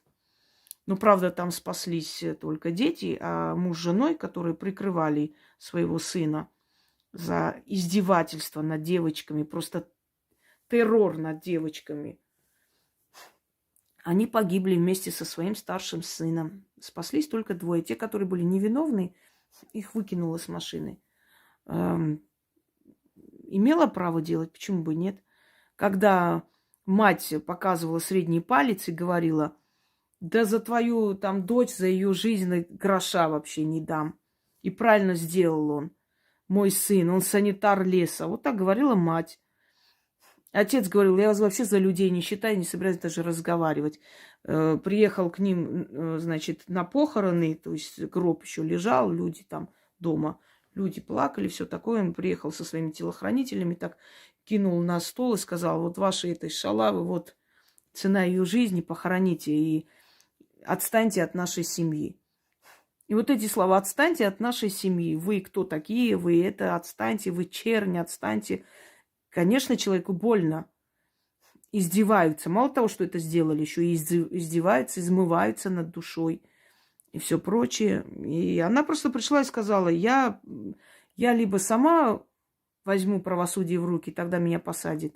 А как мне быть? Я сказала: не надо ничего делать. Правосудие свершится. И оно свершилось. Вот это другой вопрос, если человек виноват. Если человек не виноват, вы знаете, каждый, когда дело касается себя, да, каждый себе адвокат, а другому прокурор. Вот меня обидели, не так посмотрели и так далее. Или приходит человек: хочу на разлуку, разбить семью. Вы посмотрите моральный облик этих Магуев. Развести мужа и жену, разбить семью, увести мужчину, приворожить мужчину. Если даже не, предположить, что они там не ведьмы, просто женщины, просто высокоморальные женщины, будут ли они поощрять это? Это выставлять, вот можете вот так делать, или я могу это делать, дайте мне только деньги. Будут ли достойные люди это делать? Я не буду сейчас сидеть сплетни разводить, и не хочу. Но обо всех вот таких подобных личностях, которые есть и очень сверкают, и очень кичатся своим там могуйством, многие из них берут деньги за то, чтобы увести мужчину из семьи. Не уводят, ничего не делают, ничем не помогают. И пользуются тем, что эти женщины не будут афишировать, потому что никто не хочет позориться, чтобы все узнали, что она намерена была делать. Да? Они это понимают, поэтому не боятся брать такие деньги, и за это не будут нести ответственность. Перед ними, перед высшим судом, да, но мораль человека. Когда ко мне приходит человек и говорит: он женат, я хочу разбить, я говорю: давай так. Ты представь, если бы он был твоим мужем, и вот пришла бы женщина разбить семью. Представь слезы твоих детей. Просто представь это все.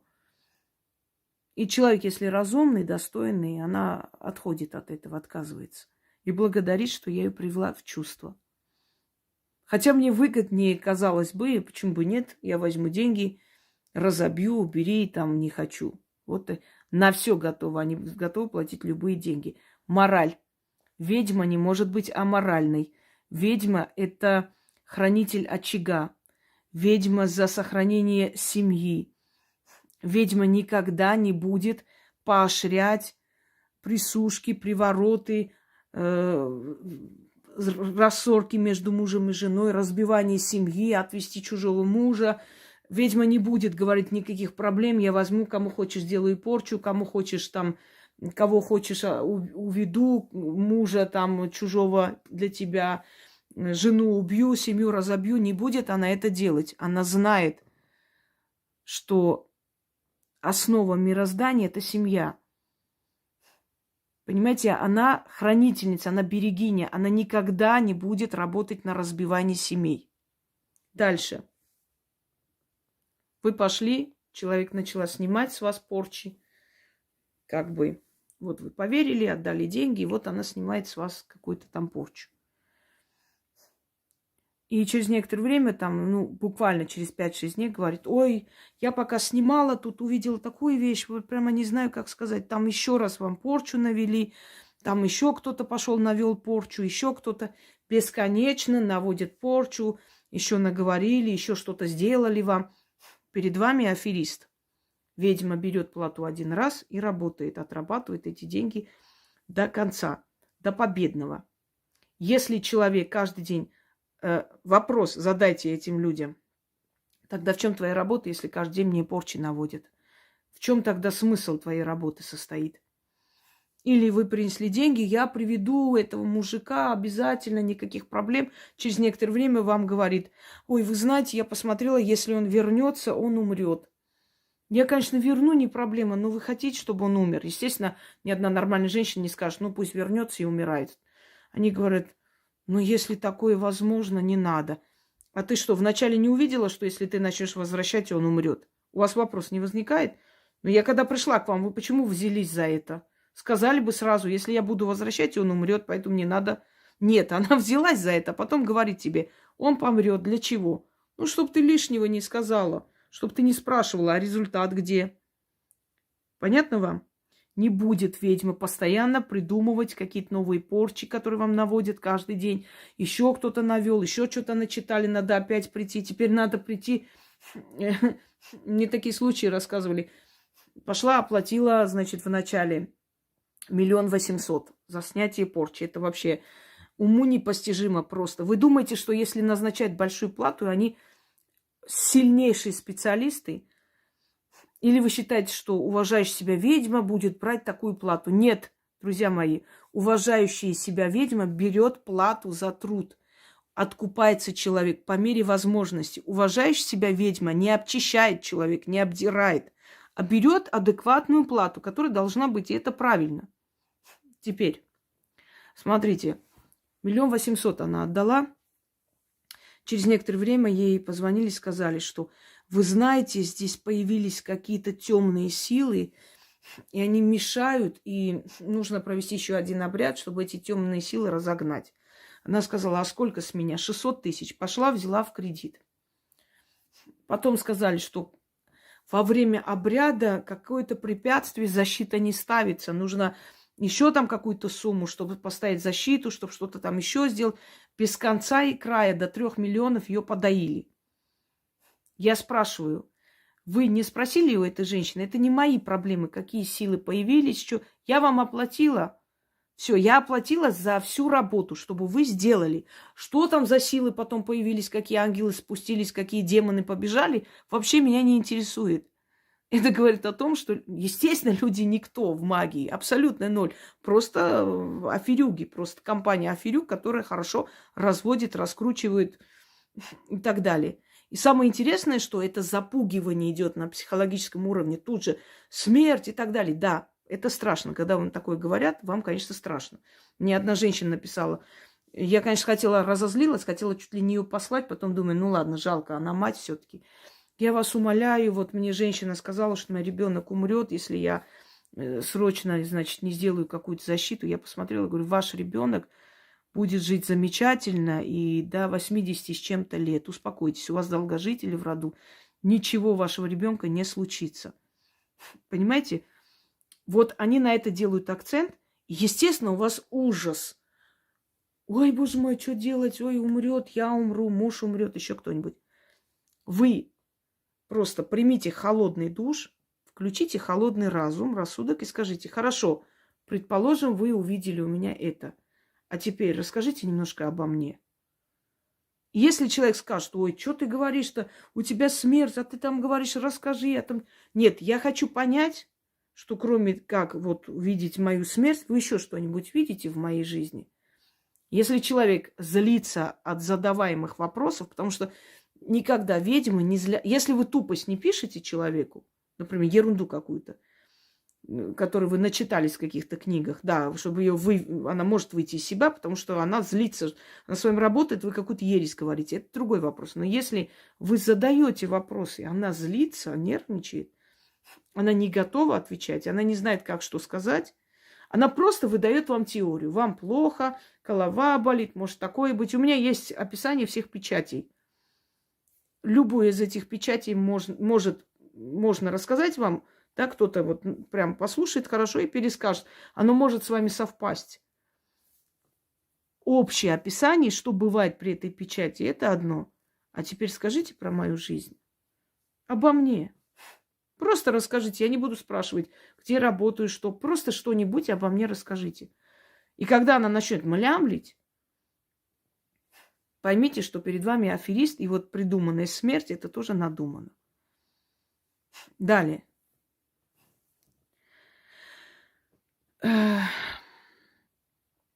Если ведьма якобы начинает вас посылать в церковь, идете, ставите там матронушки и еще кому-то. Вот женщина пришла приворожить чужого мужика. Ей сказали, иди, ставь Петру и Фавронии, мужу и жене, чтобы они помогли. Чего помогли? Помогли. Помоги мне, Боженька, приворожить чужого мужика, разбить семью, и чтобы он жил со мной.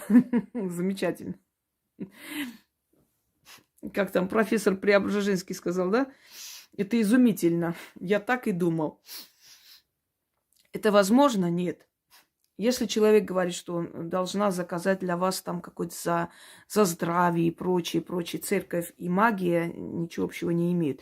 Нет, можно делать в церкви определенные ритуалы, но они всегда на бедность, там отпевание живого и прочее, что обычным людям мы не рекомендуем и не отправляем им туда. Вас просто хотят чем-то занять, чтобы вы устали.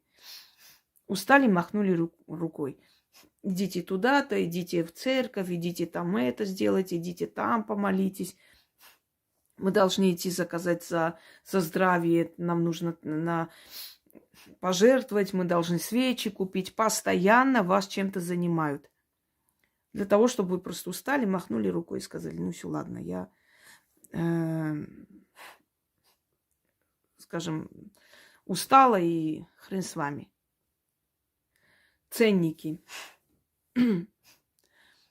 Мои услуги стоят столько-то, снимать порчу столько-то. Это не картошка и не помидоры. У кого-то родовое проклятие, род вымирает. И нужно работать и с этим человеком, и с его детьми, и семьей. Иначе толку никакого и смысла нет. Да, можно одну работу сделать так, вторую, естественно, бывает часто, что я берусь, например, за супругов работать. Я говорю, оплатите за одного человека. Это накладно, слишком много вам обойдется, но я чистить буду вас двоих, потому что иначе толку никакого. Это моя работа, я так решила. Второй человек, не идет бесплатно, просто за двоих одна плата идет и все.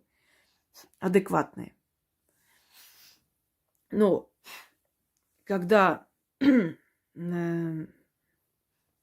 ценники, снять порчу столько тысяч, это столько тысяч стоит, это индивидуально. Человек придет, я, может быть, совершенно бесплатно помогу. А может, скажу, что нужно расплачиваться чем-то там. Ткань принеси, еще что-нибудь.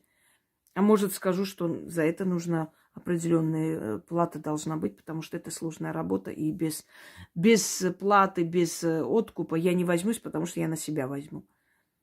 Ценники. Это не базар-вокзал. Ценники, услуги, ценники. Это люди, которые не знают, что такое магия, не соприкасались с магией никогда. Для них это просто бизнес. Они бизнес-прайс предлагают, чтобы ты зашла и сказала, так, мне 2 чистки, пожалуйста, 1 порчу, так, приворот, и еще можно денежную заказать. Никаких проблем. Вы приходите, человек смотрит, по мере того, какая у вас есть возможность и сколько вам нужно будет оплатить этот труд, это время, эту энергию человека потраченную и откупиться от сил, которые вам помогут через него, человек вам назначает эту адекватную плату. Не миллионы и не миллиарды. Я могу рассказать очень долго и много, но я сейчас, наверное, просто выделила самые основные пункты, чтобы вы понимали. Атрибуты. Друзья мои, если человек занимается магией, у этого человека есть уважение к силам. Когда другие свои деньги, они тоже как бы себя объявляли ведьмами и прочие, вели приемы. Не буду сейчас судить, кто как, мне это не интересно. Но когда они тратили свои деньги на рестораны, на украшения, на все такое, на свои удовольствия, я за эти деньги приобретала книги, артефакты, атрибуты, все необходимое для работы. Потому что за жизнь ведьмы обязательно эти атрибуты собираются. Никогда не верьте людям, которые говорят, нельзя показывать эти атрибуты. Там, да, есть вещи, которые нельзя показывать, согласна. Но когда человек говорит, нельзя показывать, поэтому я не показываю, это значит, у этого человека их нет. Просто нет. Ведьма должна уважать алтарь. У ведьмы есть алтарь. На этом алтаре те атрибуты, которым она пользуется годами. Они усилены ее энергией. Не обязательно, чтобы статуи. Кто-то работает со статуями, кто-то не работает. Но в любом случае у ведьмы есть все те материалы, которые нужны. Материалы от мертвых. Есть алтарь. Есть свечи, с которыми работает. Да? Есть подсвечники, в конце концов. Ведьма на банке не будет ставить. Даже если человек очень богатый и не может позволить себе элементарные просто подсвечники, это значит нет уважения к силам. Этот человек даже не верит в эти силы. Этот человек не считает нужным тратиться совершенно. Я помню, как одна ученица одной женщины написала, просто мы не считаем нужным тратиться зря на магию. Я как-то снимала, что сколько отдаешь, столько и возьмешь. Ты не считаешь нужным тратиться на магию, магия не считает нужным тебе помогать. Это силы, которые руководят нашей судьбой. Вы представьте, к вам в дом приходит человек высокопоставленный, вот как князь, как царь, управитель, от которого зависит твоя жизнь, твоя судьба. Он может моментально тебя казнить, а может возвысить. От него зависит твоя судьба. Ты подчиняешься этому человеку. Он руководит этой страной, он руководит тобой. Он может у тебя все отобрать, а может тебя возвысить, сделать тебя известным человеком. От него зависит все. Вот он пришел в твой дом. Как ты считаешь, надо на него тратиться или нет? Что ты поставишь на стол? Эти баночные крышки, а сверху соленый огурец, пластмассовые какие-то вещи, старые немытые кувшины с водой. Как он отнесется, видя вот это неуважение к себе? Он тебя наградит, или он тебя казнит, или он отвернется от тебя? Отвернет от тебя свою милость, больше никогда не поможет. Это если тебе повезет. Если не повезет, то может отсечь голову. Теперь представьте, вы призываете к себе могучие, очень сильные сущности. Вот неважно, к какой бы иерархии они ни относились, они миллион раз, не преувеличиваю, миллион раз сильнее каждого человека. Этим сущностям много миллионов лет, много тысяч лет. Они разные. Разные сущности появились в разное время в мироздании. Но каждый из них много тысяч. Вы представляете, вот первоклашка и человек, который закончил академию. Человек, который закончил академию, естественно, знает больше, чем первоклассник. Они, те самые заканчивавшие академию, они увидели тысячи поколений людей. Они знают твои мысли наизусть. Ты их не обманешь. Они тебя читают насквозь. Каждый твой поступок знает, что ты хочешь, зачем ты это хочешь. Ты можешь им сказать: верните моего мужа, пожалуйста, я хочу просто отомстить и его выкинуть. Но они знают прекрасно, что ты его любишь, и ты просто хочешь вернуть и жить с ним дальше. Они знают, что тебе жить дальше с ним нельзя. Они тебе это не позволят. Как бы ты ни пыталась увиливать и обмануть их. И ведьмы, которым они помогают и дают эту информацию, они ведьмам говорят: врет она просто будет с ним жить, поэтому нечего его возвращать. Судьба не хочет этого. Все, ведьма отказывает этому человеку. То есть, представьте, к вам на алтарь спускаются силы, которым много тысяч лет, это в самом таком примитивном варианте. И ты их встречаешь крышками, и ты их встречаешь пластмассовыми какими-то штучками и говоришь: зачем тратиться? Можно просто так. Тогда вопрос: зачем люди тратятся на свои храмы? Почему вы заходите в храм или в мечеть, там нет пластмассовых тарелок, там из золота, из серебра, из драгоценных камней, золотая тесьма, самые дорогие персидские ковры стелят, самый дорогой иконостас, самые красивые светильники, уважение к силе, к которому ты обращаешься. Если ты не тратишь на эту силу, если ты не считаешь, что ты должна его уважать, эта сила уважать тебя не будет. У тебя нет связи с этой силой. Поэтому ты не считаешь нужным. Зачем мне деньги тратить лишние? Я всего лишь там для этих лохов включила, пусть они смотрят 50 раз в день и думают, что им будет счастье, а я с рекламы свои деньги получу, да и все. Ради этого я что, буду сейчас светильники покупать, там что-то делать? Пошли они нахрен. Вот. Потому что не может быть ведьмы без атрибутов. Если ведьма показывает ритуал, если она говорит, что я никому не показываю свой атрибут, тогда ты не должна и ритуалы показывать никакие. Потому что показывать ритуал, атрибут там должен быть. Нет ритуалов без атрибутики. Она необходима, она важна. В древние языческие храмы, в христианские храмы, в исламские мечети, везде есть атрибуты каждому ритуалу. Это уважение к силам. В капище были атрибуты свои. Было определенное место, где зажигали огонь.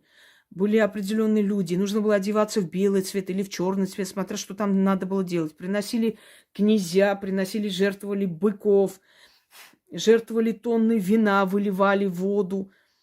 Для чего это делалось? Почему они не говорили: а что тратиться на них? Просто и пришли и сказали: это помогите, чтобы все было хорошо. Они жертвовали перед войной. И жертвовали после войны еще больше. Благодарны за то, что боги помогли выиграть битву. Жертвоприношение, тот же Курбан-Байрам. Что такое? Приносят жертву. Раздают бедным людям или просто раздают людям, благодарят. Когда рождается ребенок, открывают столы, жертвуют, деньги отдают, людей приглашают, люди радуются, танцуют. Человек отдал. Вы мне дали сына, а я вам даю вот это, я жертвую что-то. Тот же в армянской культуре, которое пришло из язычества, матах, жертвоприношение. Если человек спасся от какой-то беды, вот была авария, человек остался живой, семья жертвует барана, может быка жертвовать. И раздает людям, надо раздавать обязательно, какую часть оставляют церкви. Это языческая полностью традиция, так делали в храмах, оставляли. Но это все раздают, они не едят сами. То есть они могут с людьми сесть поесть, но это не должно идти там, это не может быть консервировано, закрыто для семьи. Нет, это жертва. Все должно быть роздано. Что это такое? Человек убыток, себе в убыток идет, покупает быка и просто отдает людям. Он же может сказать: а что тратиться-то? Ну, спаси и все. И оскорбить тем самым те силы, которые второй раз уже уведут его ребенка. Когда человек попадает в беду, он обещает что-то духом. Когда человека спасли, когда я видела, когда у женщины маленький ребенок выбежал на трассу, побежал, и тут другая женщина с места, значит, просто вскочила, абсолютно чужой человек, побежала и за шкирку ребенка оттащила. Так эта женщина, мать, она сняла здоровое кольцо с пальца и надела ей на руку и сказала: пожалуйста, примите, я не могу не благодарить. Жизнь моего ребенка очень много стоит. То есть, ну, очень много, это так немножко бесценно, да. Просто на другом языке это немножко так звучит, и я дословно перевела. Она пожертвовала. Наверняка это кольцо несколько сотен тысяч стоило, но она пожертвовала. То есть она отдала силам, откупилась от них, отблагодарила через этого человека. Понимаете как? Поэтому смотрите, если человек говорит: зачем зря тратить, зачем зря там какие-то алтари накрывать, зачем нужны атрибуты, кому они интересны? Или говорит: они у меня есть, но я не показываю, но в то же самое время показывают какие-то ритуалы без атрибутов.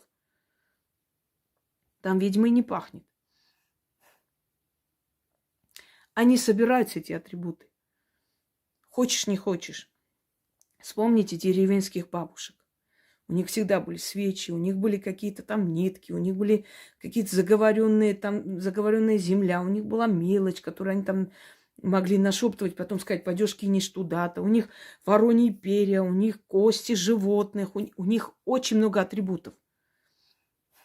Потому что ты учишься работать, и они собираются. Ты учишься работать с черепами, ты учишься работать с частями тела животных, ты учишься работать, зажигая перья, начитывая.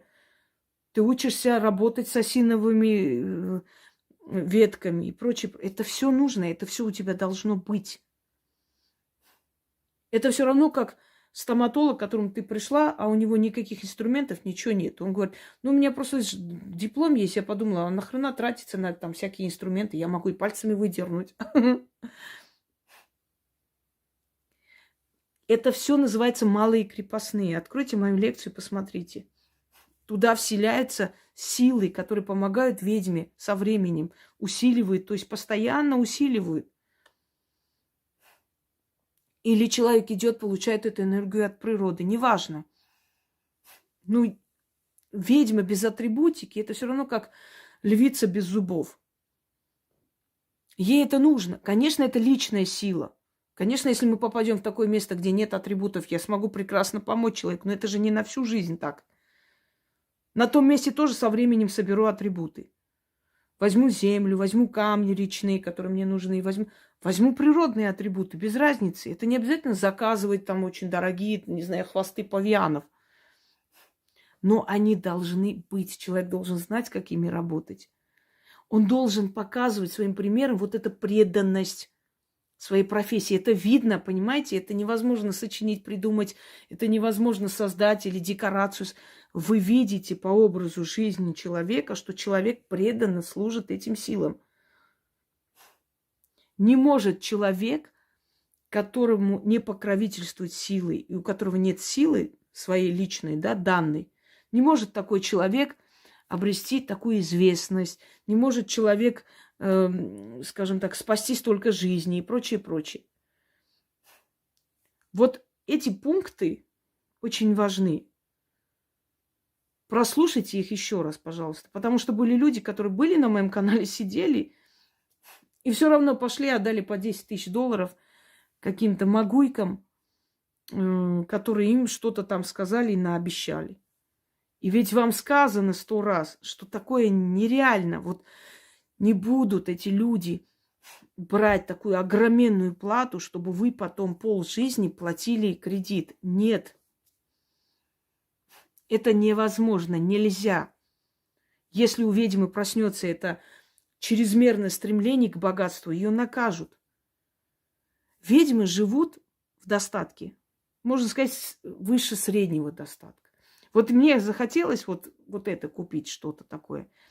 Я хочу, и мне дают. Мне дают всякую возможность это купить. Все. Еще что-нибудь захотела, мне дадут возможность это. То есть, что я хочу, мне это приносят. Но чтобы я была архибогатой, это невозможно. Я, во-первых, обленюсь, работать не буду. Во-вторых, не можешь ты быть очень богатой, там все такое. Почему? Потому что ты тратишь очень много энергии. У тебя нет сил. Я же не станок печатный. Я не могу в день принимать 50 человек. Я должна принимать столько людей, насколько у меня хватит силы, энергии, времени, чтобы довести до Окончание. Если просто брать бабки, просто там назначать какие-то обучения и говорить, вот от сих до сих прочитайте, вот это вам, кстати, а сидите, читайте, да, может быть, почему бы нет. Но тогда это уже не ведовство, это коммерция. А настоящая ведьма коммерсантом быть не может. Будьте благоразумны и не бойтесь задавать много вопросов. Ведьма должна вас видеть насквозь. Даже если у вас нет фотографии, она должна о вас что-то видеть. У всех разное ясновидение. У кого-то очень развито, у кого-то может быть средний. Но просто общие фразы говорить она не может. Ведьма не может во время вашего разговора, сеанса кому-то еще с третьим лицом разговаривать. Смеяться над вами, там, не знаю, показывать фотографии человека, которому там вы хотите узнать что-либо, кому-либо, громко обсуждать смачно. Это ненормальная вещь. Ведьма зрит душу. Она врачеватель души, в первую очередь. Она и отругает, она и поможет. На самом деле это очень добрые в душе люди. Но они острые на язык, вы можете подвернуться ей под горячую руку, она может и уставшая и злая быть. Но как люди они добрые, они не злобные. Они не будут преследовать, пугать и так далее. Никогда в жизни. Просто они очень много прошли в жизни. Они очень много прошли. Они прошли сотни адов. И вы когда начинаете своими нюнями, ой, помогите, я не знаю, что делать, там Вася не позвонила, это ее злит. И она говорит, неужели ты думаешь, что трагедия в том, что какой-то самец тебе не позвонил? Ты хочешь трагедию? Тебе показать трагедию? Что такое настоящая трагедия, чтобы ты поняла? Такой человек отрезвляет, знаете, волшебный пинок. Раз, и ты подумала, ну какая же я дура, реально. Все мне нормально, я красивая женщина, ноги, руки, все в порядке. Чего я реву из-за какого-то козла, в конце концов? Вот она ведьма. У нее есть материнская забота о человеке. Жалость к человеку. Нежелание, чтобы человек наступил на те же грабли еще раз. А те, которые на вашей беде делают бабки, понимаете как? Ценить свой труд – это одно, а на беде человека делать бабки, то есть видя, что вы очень страдаете по мужчине, тут же вам предложить какой-то приворот за миллион или, не знаю, 1 800 000. Это воспользоваться ситуацией.